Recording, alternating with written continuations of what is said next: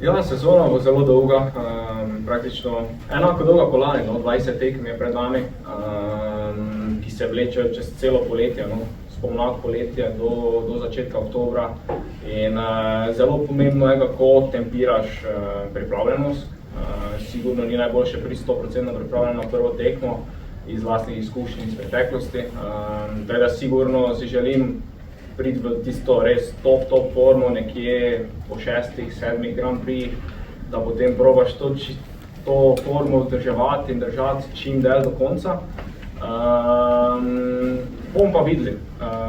Sigurno je zelo pomembno tudi med tekmami, saj so zelo pomembne, da je ogromno dobre regeneracije, da se ne prekuriš. In ja, vse to skupaj res dobro delamo z mojim trenerom Boštjanom.